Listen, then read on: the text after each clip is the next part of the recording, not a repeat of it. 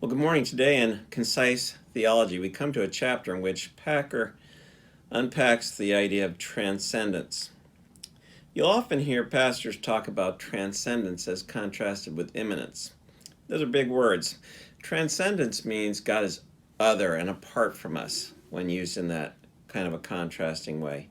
And immanence means that God is with us and He's everywhere. I found that in this chapter, Packer kind of threw us a lot of words in terms of what it means to be transcendent. And instead of using all of his words, I think I'm going to try to help you with something that may be helpful to you, maybe not. But when I was in systematic theology class under Dr. Roger Nicole, we needed to memorize the attributes of God. And they were broken up into two classes. The incommunicable attributes of God, which are those things about God which we don't share. And then there are the communicable attributes, those qualities of God that we also have.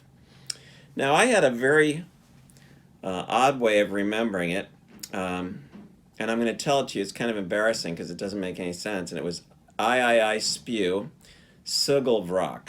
Now, you might say, how would you remember that? But 40 years later now, almost, I still remember it. So I knew that there was three I's, then S-P-U-E, and then two S's, two G's, two L's, and then V-R-O-K. And that was my acrostic for remembering these 17 attributes of God.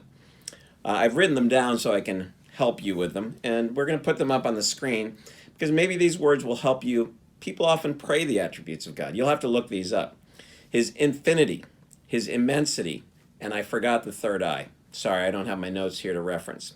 His self-existence. Sophie talked about that yesterday, His aseity, His perfection, His unity, and His eternality. Those are things about God which we don't share.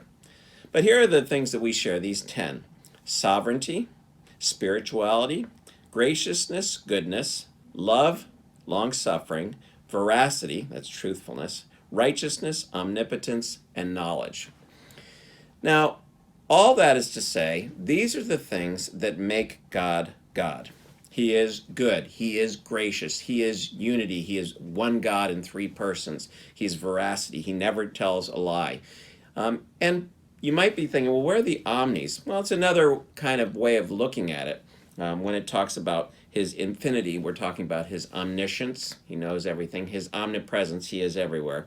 And His omnipresence, omniscience, and omnipotence, His all-power.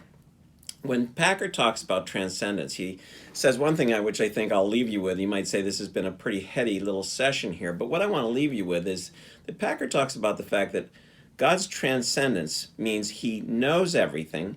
He never is wrong because He doesn't have to learn anything, because He doesn't have He's not tied to time, so He's not waiting to learn something. He knows everything in every what we would consider moment. He's not, again, waiting to gain knowledge.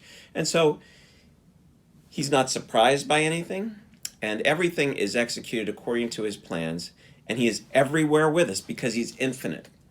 So as you think about God, these are concepts, as it says, your ways are higher than our ways. There's certainly things we can't fully get our minds around, but it's the assurance that God knows everything that happens before it happens, and that everything works according to His plan, as it says in Ephesians 1.